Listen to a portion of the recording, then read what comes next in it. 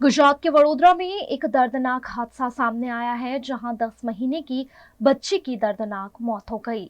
वडोदरा के माजरपुर इलाके से एक बेहद दिल दहला देने वाली खबर सामने आई है।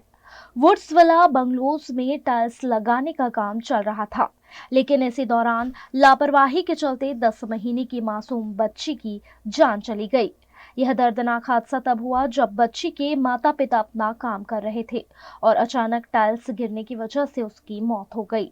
वहीं बच्ची के साथ मौजूद एक और बच्चा भी इस हादसे में घायल हुआ है, जिसे इलाज के लिए अस्पताल में भर्ती कराया गया है।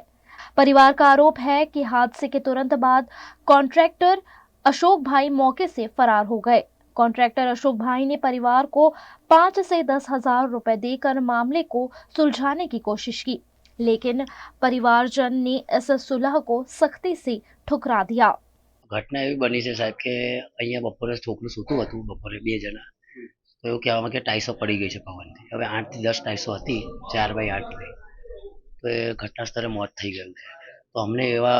અમને એવા આશા રાખીને બેઠા કે માજલપુર પોલીસ અમને સાથ સહકાર પૂરો આપે અને મીડિયા તરફથી સાથ સહકાર કંઈક ન્યાય મળે અમને કોન્ટ્રાક્ટર અથવા બિલ્ડિંગના માલિક કોઈ અહીંયા આવ્યા છે અત્યારે કોન્ટ્રાક્ટર અત્યારે 4 કલાક પછી હમણાં જ આવ્યા છે અમે બહુ વિનંતી કરી કે કોન્ટ્રાક્ટર તો અમને કોઈક એવું કહેવા માંગ્યું કે કોન્ટ્રાક્ટર આઉટ ઓફ બરોડા છે પણ કોન્ટ્રાક્ટર અત્યારે એકચ્યુઅલી નીચે જ હતા એ હમણાં આવ્યા ઉપર એટલે અમને એવું કહે છે કે કોઈ લેનદેન કરીને સોર્ટ આઉટ કરો પણ અમારી એવી માંગ છે કે એફએસએલ કરી અને જે કાયદેસર થતું હોય અમે એવી કાર્યવાહી કરવા ખાલી એક જ બાળકને વાગ્યું છે કે ના 3 બાળક એક બાળકનો પગ ફ્રેક્ચર થઈ ગયો છે એક ઘટના સ્થળે મોત થઈ ગયું છે એને જે છોકરાની મમ્મી છે એને વાગેલું છે પણ હવે કેટલું વાગ્યું છે ખબર નથી કેમ કે એમનો બાબો મરી ગયો છે એટલે એમને દવાખાને હજુ લઈ નથી ગયા હવે એ ઊભા થતા નથી હવે કોન્ટ્રાક્ટર એવું કે સેટલમેન્ટ કરી દઈએ સેટલમેન્ટ કરવા માટે હવે 3 જણને નુકસાન થયું એક જણને પગ ફ્રેક્ચર થઈ ગયું એક ઘટના સ્થળે મોત થઈ ગયું એની મમ્મીને બી શું પગ ફ્રેક્ચર છે કેટલું વાગ્યું છે કેટલા ટાંકા છે ટાઈસો વાગી છે એ હજુ દવાખાને લઈ નથી ગયા હવે કોન્ટ્રાક્ટર કહે એવું છે કે 5-10 હજાર રૂપિયા એને સેટલમેન્ટ કરો આજે 3 જણનું નુકસાન થયું અને 5-10 હજારની વાત કરે તો અમે કાયદેસર કાર્યવાહી કરવા માંગીએ છીએ અને અમે મીડિયા તરફથી અને માજલપુર પોલીસ તરફથી અમને પૂરો સાથ સહકાર મળે એવી અમારી માંગણી છે બાળકની કિંમત ખાલી 5,000 હા બાળકની કિંમત 5,000 રૂપિયા ગણે છે આજે ગરીબનું મજૂર એક ગરીબ મજૂર વર્ગનું બેબી ઓફ થઈ ગઈ 5,000ની કિંમત કરવા માંગે કે 5-10 હજાર રૂપિયા આપી દો 3 જણનું નુકસાન થયું છે એ 5-10 હજારની વાત કરે તો અમે कायदेसर कार्यवाही करवा मांगिए छे। वहीं इस मामले में कॉन्ट्रैक्टर अशोक भाई का बयान सामने आया है। उन्होंने खुद पर लगे आरोपों से पल्ला झाड़ते हुए कहा कि वो सिर्फ एक छोटा कॉन्ट्रैक्टर है और सारी जिम्मेदारी मकान मालिक की बनती है। संजय भाई નું મકાન સંજયભાઈ કેવા પટેલ પટેલ એટલે બંગલો જ બનાવી રહ્યા હતા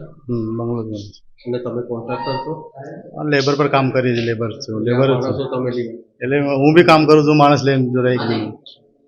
તો આ ઘટના પડ્યા અને 4 કલાક પછી તમે અહીંયા આવ્યા અહીંયા જ હતા અમે ક્યારના તો પહેલા તમને કેમ ના આવ્યા તમને અહીંયા જ હતા અહીંયા જ વાત ચાલતી હતી હોસ્પિટલ મોકલે પેલા માણસને તો હવે આ બાળકનું શું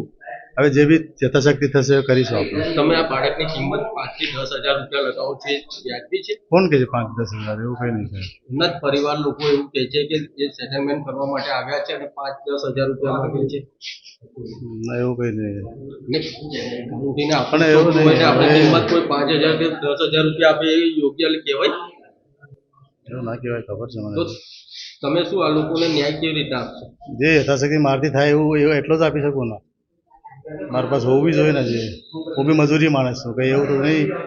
તો આવી રીતના બાળકોને જો તમે કોન્ટ્રાક્ટ રાખતા હોય તો ના પાડેલી છે જવાબદારી એવી હોય છે કે અહીંયા ગોળીઓથી લઈને બધી વ્યવસ્થા કરવામાં આવે છે જો તમારી પાસે લાયસન્સ છે નંબર કયો નંબર છે લાયસન્સ નંબર સાઈડ બીજાને આપેલી છે મારી સાઈડ નહીં મારી ખાલી તમે લેબર કોન્ટ્રાક્ટર છો તો તમારી પાસે એવા